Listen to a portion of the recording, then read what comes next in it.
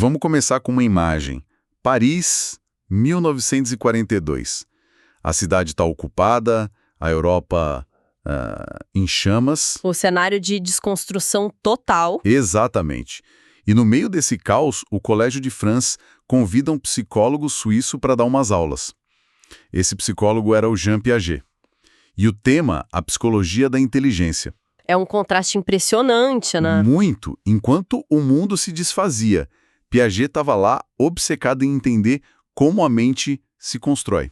Ele mesmo fala sobre manter uma fidelidade aos valores permanentes da humanidade. E o livro que saiu dessas aulas, A Psicologia da Inteligência, é basicamente sobre isso. Nossa análise de hoje vai mergulhar nesse material para a gente entender a ideia central dele. Que é... O que é? A inteligência.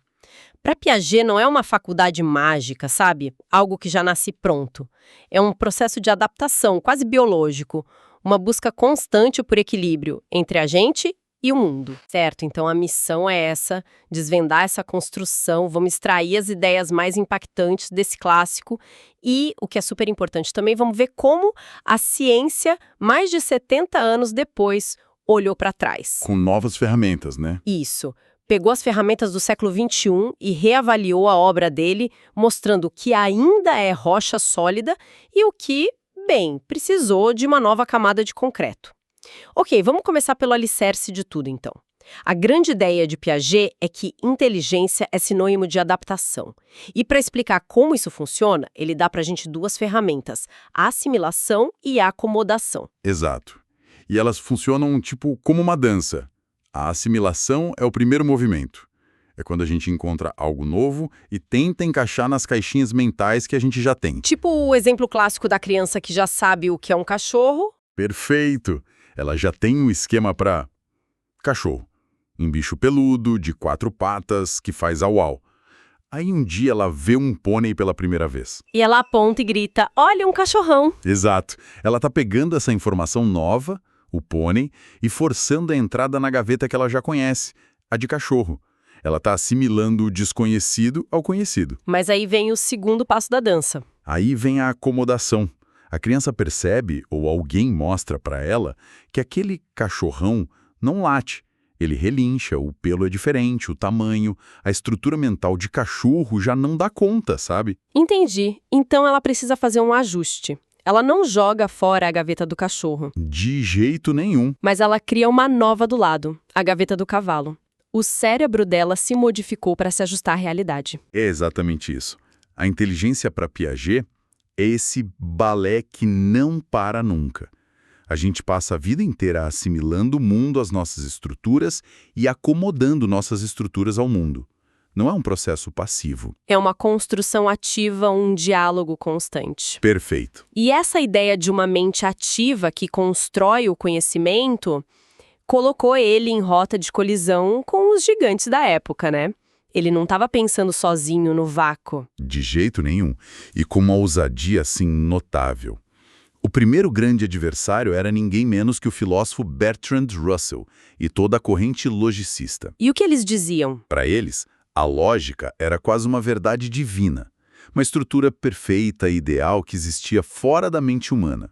O nosso pensamento, na melhor das hipóteses, seria só um reflexo pálido e cheio de defeitos dessa lógica perfeita. E o Piaget vira essa mesa completamente. Total, ele basicamente diz: vocês estão olhando pelo lado errado do telescópio. A lógica não é a causa, é a consequência. Ele até cita com uma certa ironia um seguidor de Russell que disse que os lógicos se interessam por ideias verdadeiras, enquanto os psicólogos se comprazem em descrever as falsas. Uma provocação e tanto, né? Para Piaget, a lógica é o ponto de chegada, não o de partida. É o estado de equilíbrio para onde o nosso pensamento tende a ir depois de muita, mas muita construção. Ou seja, a psicologia é que explicaria a lógica e não o contrário. Exatamente. A lógica seria uma axiomática da razão e a psicologia, a ciência experimental que investiga como a gente chega lá. Isso é revolucionário. Coloca a psicologia no centro de tudo, como a ciência que pode explicar as bases da matemática, da lógica, Por isso que hoje ele é visto como um precursor das ciências cognitivas. E essa briga não foi só com os lógicos. Ele também tinha um embate com outra corrente forte da psicologia, a psicologia da forma, a Gestalt. Sim, era um debate fascinante. Piaget até gostava da ideia de estrutura que a Gestalt usava, mas tinha um ponto de discórdia que era crucial. E qual era? Para Gestalt, as estruturas de percepção são meio que inatas, sabe? Elas se impõem a nós. A gente vê um círculo como círculo completo e ponto final. Era uma visão que o Piaget chamava de adesenvolvimentista. Ah, entendi. Quer dizer, não tinha uma história, uma construção por trás daquela percepção. A estrutura simplesmente estava lá. Exatamente. E Piaget dizia, não está simplesmente lá. As estruturas lógicas, as formas de pensar não são dadas de bandeja. Elas são construídas tijolo por tijolo, desde os reflexos mais básicos de um bebê. O conhecimento tem uma história, tem um desenvolvimento. O que nos leva à parte talvez mais famosa da teoria dele toda. Essa história acontece em etapas. Ele nos dá um mapa dessa construção, uma jornada que vai das ações do bebê até o pensamento abstrato. É isso, um mapa da mente em construção. Tudo começa no que ele chamou de estágio sensório-motor, que vai mais ou menos até os 2 anos de idade. A fase do bebê. Exato. A inteligência do bebê é pura ação e percepção. Ele pega, joga, morde, olha. É assim que ele começa a entender o mundo. Pelos sentidos e pelos movimentos. E aí que acontece aquela mágica da brincadeira de cadê achou, certo? O momento em que o bebê finalmente entende que o rosto da mãe não deixou de existir só porque ela cobriu com as mãos. A famosa permanência do objeto. Essa é a primeira grande revolução cognitiva. É um salto gigantesco. Entender que as coisas continuam existindo mesmo fora do nosso campo de visão. A partir daí, com a linguagem, a criança entra no estágio pré-operatório. A fase do pensamento mágico. Dos 2 aos 7 anos, mais ou menos. Totalmente. O pensamento é dominado pela aparência das coisas e pelo egocentrismo. A criança acha que se ela fechar os olhos, ninguém pode vê-la, ou que a lua a está seguindo. E tem aquele exemplo clássico dos copos d'água, né? O melhor de todos. Você mostra 2 copos idênticos com a mesma quantidade de água, ela concorda que é igual.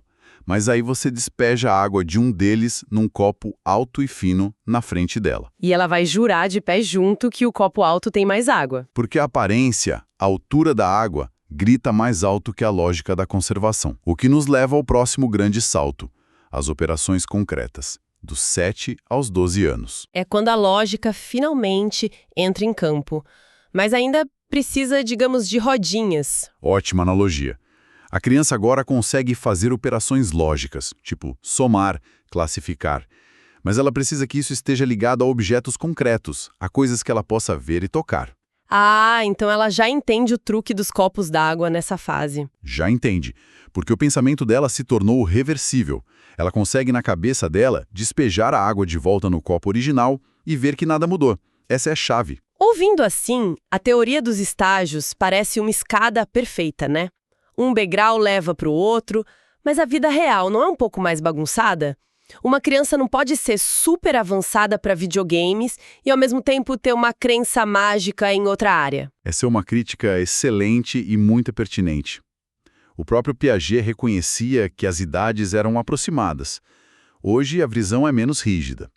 Não se pensa mais em estágios globais que mudam tudo de uma vez. Ah, tá. Mas em desenvolvimentos que acontecem em ritmos diferentes para áreas diferentes do conhecimento.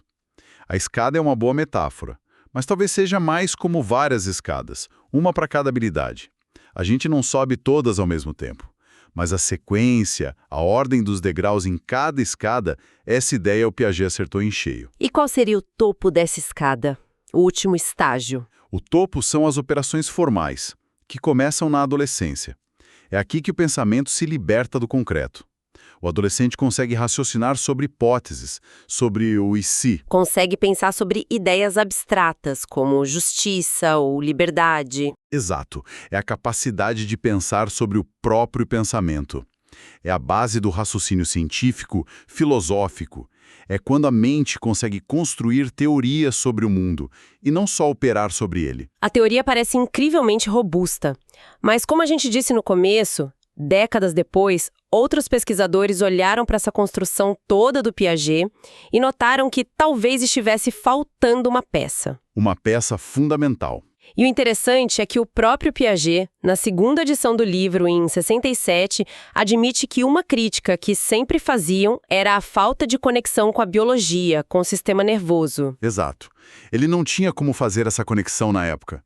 Não tinha ressonância magnética funcional, essas ferramentas de neuroimagem, e foram elas que revelaram algo crucial. Que foi? Que em muitas das tarefas clássicas de Piaget, o principal desafio para a criança não era a falta da lógica, mas a dificuldade de inibir uma resposta mais rápida, mais intuitiva, mas que estava errada. Inibir, como assim? A ideia é que a resposta lógica já está lá no cérebro, mas é atropelada por um impulso tipo, o que é mais longo tem mais. É isso? Exatamente essa disputa que acontece no cérebro.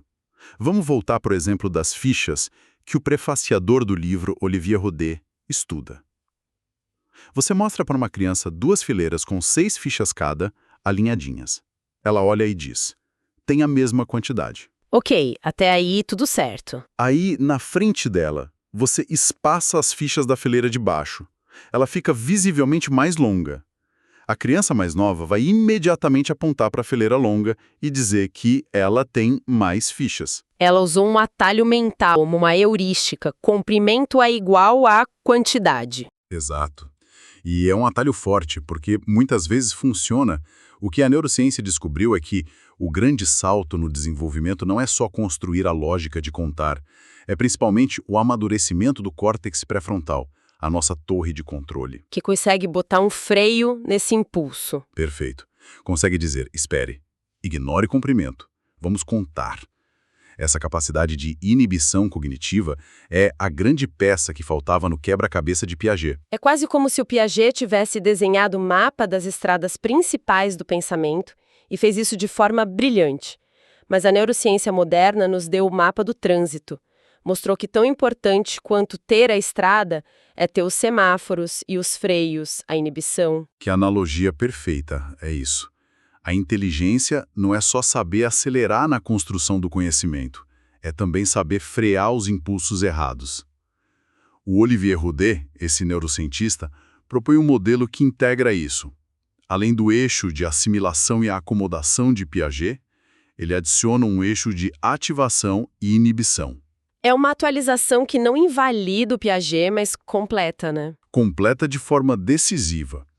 E o mais curioso é que Piaget usa a palavra inibição uma única vez no livro todo, de passagem. Ele estava tão focado na arquitetura da lógica que o mecanismo de controle do tráfego mental passou batido. Mesmo com essa atualização, com essa peça nova no motor, a mensagem central do livro, que o prefaciador resume como a inteligência, apesar de tudo, continua com uma força incrível. Com certeza. A visão do Piaget da inteligência não como um QI fixo, que a gente recebe e pronto, mas como um sistema vivo, ativo que se constrói em diálogo com o mundo, isso é transformador. Sem dúvida. Talvez o maior legado dele tenha sido nos ensinar que os erros das crianças não são falhas. Não são defeitos a serem corrigidos. São janelas, São janelas fascinantes, que permitem a gente espiar como o pensamento delas está se estruturando naquele momento. A ideia de que o conhecimento é uma construção progressiva continua sendo o pilar da pedagogia moderna. Piaget nos deu um mapa original da mente em construção. E mesmo que hoje a gente tenha ferramentas para detalhar e corrigir algumas rotas, o mapa original dele ainda é a referência fundamental que todo mundo usa para se orientar. Essa discussão sobre inibição cognitiva, sobre a importância de saber frear um pensamento, levanta uma questão que vai muito além do desenvolvimento infantil, não acha? Com certeza. A ideia de que o avanço intelectual, muitas vezes, não é sobre aprender algo novo, mas sobre aprender a não usar um atalho mental mais antigo, mais rápido e mais intuitivo. Exato. Isso é algo profundo e que se aplica a todos nós, todos os dias. Fica a reflexão, então. No nosso dia a dia, em decisões profissionais, pessoais, quantas vezes o verdadeiro desafio não é achar a resposta certa, mas sim ter a capacidade de ativamente inibir uma resposta automática, um viés, um hábito de pensamento que, embora rápido e fácil, levaria a gente para a direção errada.